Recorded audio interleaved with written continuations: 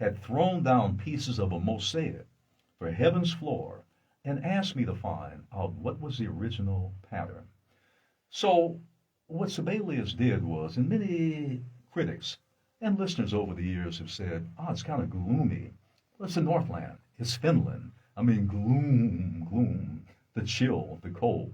I mean, it's not Southern California. It's Finland. But Sibelius was not gloomy. His music was not moody. His music didn't just reflect the cold Northland, the iciness of that coming through in the notation and the musical chords and the keys. No, it was much more than that. And certainly the Fifth Symphony was much more than that. This is what he wrote again, to repeat, in his diary. It is as if God Almighty had thrown down pieces of a mosaic for heaven's floor and asked me to find out what was the original pattern. So we have a very familiar orchestral style, which was very familiar to Jan Sibelius. You have the consonant sonorities, the woodwind lines in parallel thirds, the rich melodic, and this is what I just love, the rich melodic development. And there was many, really comparisons, and it's often been made with his much more formative, modernistic Fourth Symphony. No. But this stands alone. The Fifth Symphony, by the way, the fifth along with his second are his most popular, especially the second. But today we're doing only fifths. So the 1919 version, which was the last one after his revision, is more straightforward, monumental, and in the classical form. It cleared away digressions and the ornaments. In fact, this is what Sibelius commented about his own revision. I wish to give my symphony another, more human form, more down to earth, more vivid. The symphony is scored for 2 flutes, 2 oboes, 2 clarinets, 2 bassoons, 4 horns, 3 trumpets, 3 trombones, a timpani, and of course the strings. So you have the flutes, the oboes, the clarinets, the bassoons. You had to have that. Remember that richness. And also, too, there's an eccentric tone to the bassoon. Very close to the oboe. It's part of the same family, the woodwind family, but it's totally different, the sound. And Sibelius, brilliantly, in the orchestral mode, the similarity with all of his works. In fact, there's a symmetry there, which runs through the 7 symphonies. 1, 2, 3, 4, 5, the fifth we're listening to, the 6th and the 7th symphony. He started sketching an 8th symphony, but he said, it's not there. It's not there. The legend, the rumor is he threw it in the fire. His wife tried to retrieve the manuscript from the fire. He said, no, it's not good enough. So he only wrote 7, but the 7 are self-contained and they're brilliant unto themselves. Again, he wrote in the classic 4-movement style. Movement number 1, which we're listening to, tempo, molto, moderato, and there's an allegro, poco a poco, little by little, a vivace, a presto, where it speeds up at different points, even within the first movement. Slow, fast, speed, moderation, slowing down, transition, back and forth. So what you're actually listening to is what Beethoven, Mozart, but even before that, the master himself, Papa Bach, brought in. Point, counterpoint. One note here, another note that you hear. Point, counterpoint. So it's just like, think about this, like a tennis match. The ball goes across the net, and it comes back across the net. One opponent hits it, the other player hits it back. Or ping pong, back and forth. Point, counterpoint. And Beethoven, Bach, the greats, they were all masters at counterpoint. And you hear that too if you listen very closely. You have contrasting notes. Just think about that. Notes that are contrasting. Point, counterpoint. Then in the second movement, again, slow the andante. Very melodic. Very laid back. Very tranquil and mellow. It gives a break and a contrast. And the greats always did that in their 4-movement works. The first, the tempo, the moderato. Second, the andante. And the third, in this case, actually, it's a 3-movement work.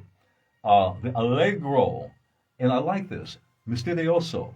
So nothing really mysterious about it, but it's really moody, and it really reflects the temperament of Sibelius. Remember one thing, all composers have a message in their music, despite what they say. Not a program, although some had programs like Mahler, but there's a message there. It could be a sentiment. It could be a feeling.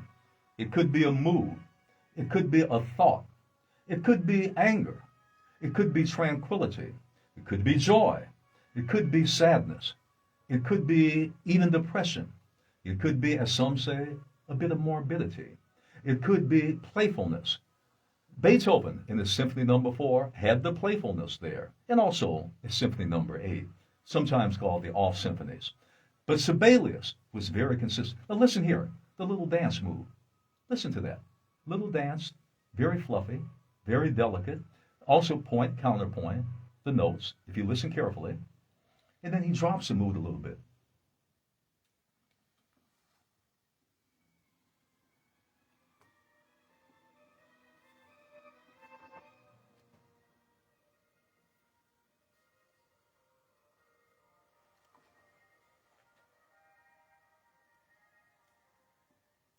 Also, what Sibelius did here, unlike in his other symphonies, and certainly when we heard the Tchaikovsky Fifth, it went back from different keys, back and forth.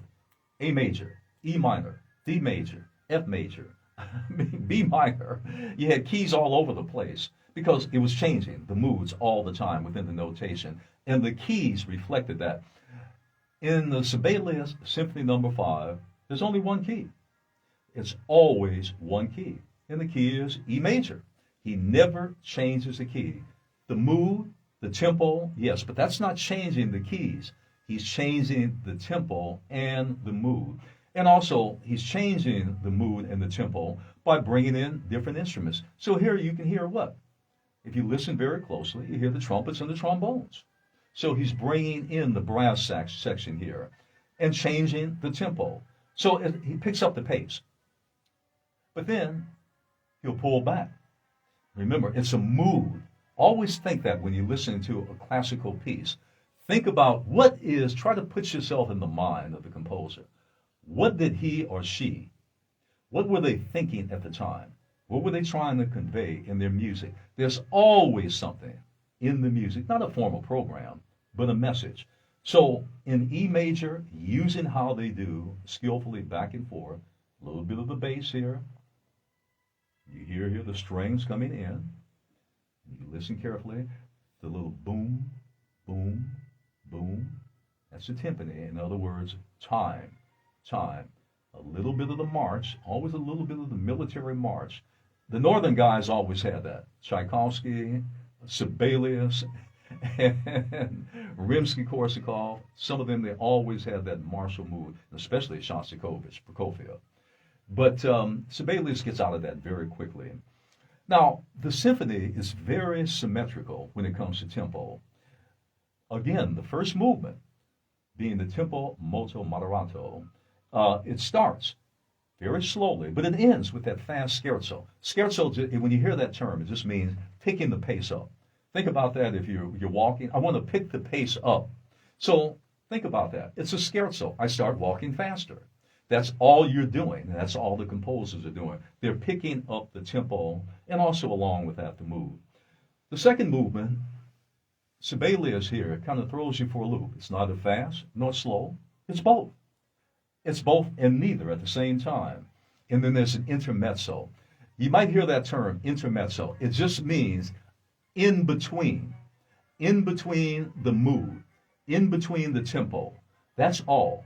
If I'm going fast, then I'll go slow. The intermezzo, you hear that a lot. Third movement begins fast, but ends slowly again, back and forth.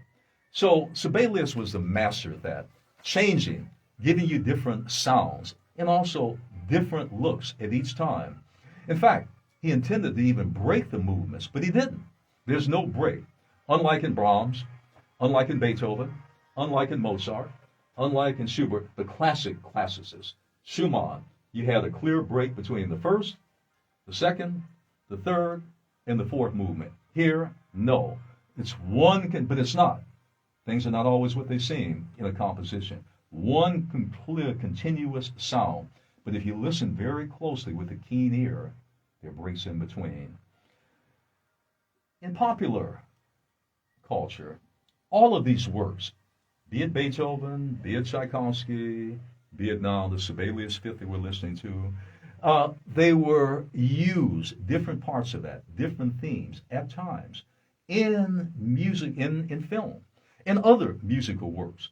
As a matter of fact, here's an interesting note about Sibelius and the Fifth. John Coltrane, A Love Supreme.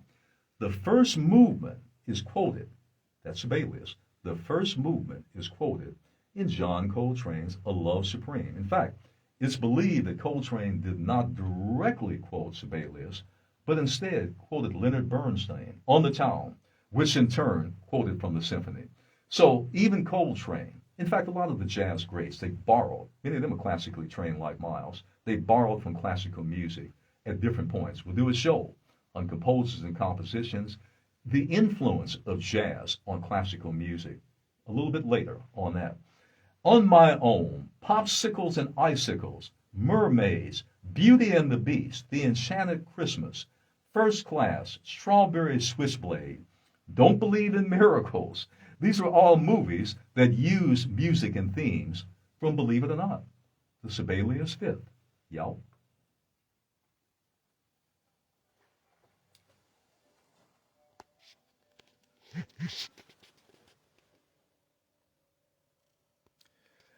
Okay, I want to thank everyone for tuning in to Composers and Compositions. Thank you, Vino.